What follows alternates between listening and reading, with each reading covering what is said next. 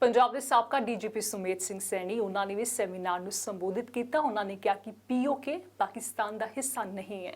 It has been over 70 years now, and there is still a confusion that what are the boundaries of my country. There has been bloodshed, and there will be continued bloodshed unless this confusion is removed and all controversies related to it are laid to rest. A lot has been said, a lot has been written on POK. I will limit my submissions to only those facts which are not in dispute. Pakistan occupied Kashmir was never a part of Pakistan. After partition, intruders from the neighboring northwest region, other places, they were joined by the Pakistani army. They entered J&K. Mass murders were committed, rape, loot. Women were captured, taken to other cities, sold off. These facts are not in dispute, and they can neither be forgotten nor can they be forgiven.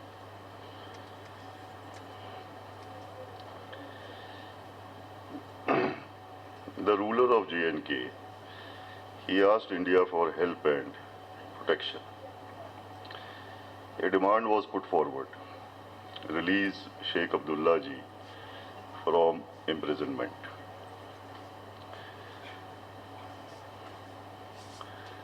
Now, why this demand was put forward?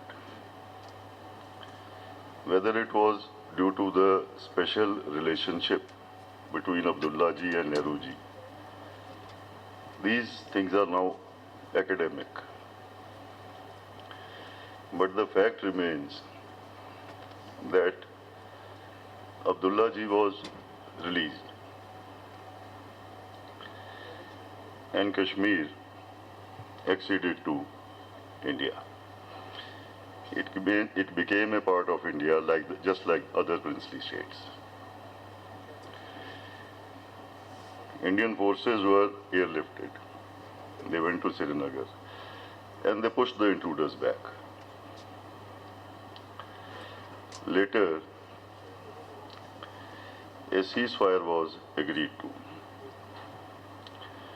This is when the Indian forces were close to, they were in a position to drive the intruders beyond Muzaffarabad and right back to the places from where they had come.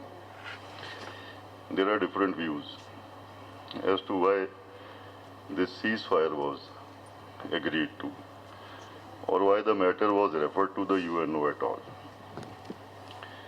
It is said that it is Abdullah ji who did not want the entire J&K vacated. He was uncomfortable with the northwestern areas. He perceived them as a threat to his rule in democratic Kashmir, India.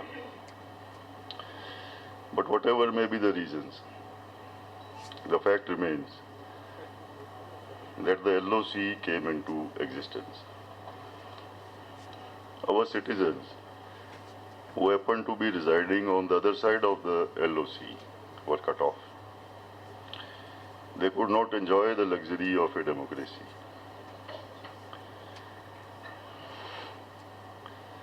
They could not vote for the assembly seats which were earmarked for them, nor to the parliament. And what further was in store for them?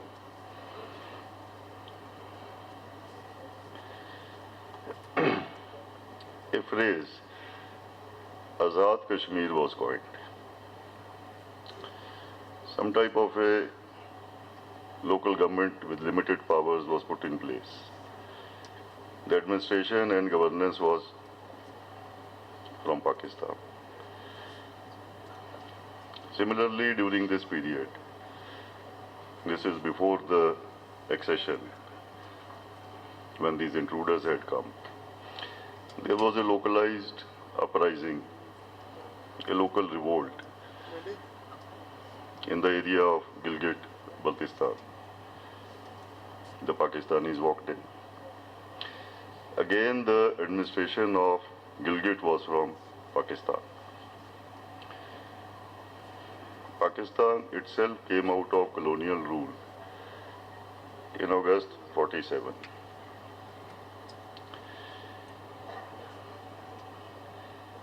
And the first thing they did was to enter an area which did not belong to them and made a colony. And to what use did they put this colony? Youth was indoctrinated. Falsehood, false propaganda, purchased for 4 lakh, 5 lakh rupees. These are today's rates.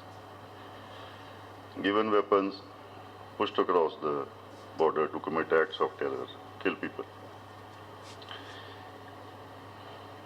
They trained Fidains, sent them to Mumbai, Delhi, recently in Punjab, Dinanagar, Pathankot. They have been sent all over Kashmir.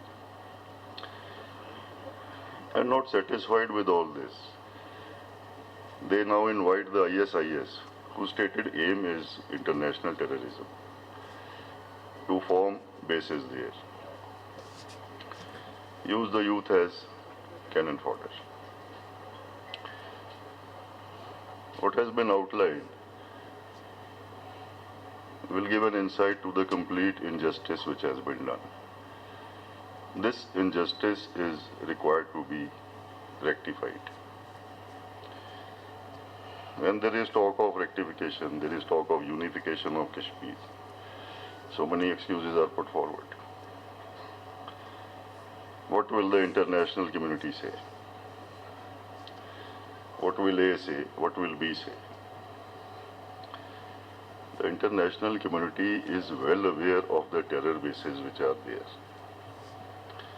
In fact, it is the responsibility of India, both legal and moral, to ensure that there are no terror bases whether this side or that side of the LOC. एक break ले रुक दिया, फिर बाद में खबरों का सिलसिला जारी रहेगा।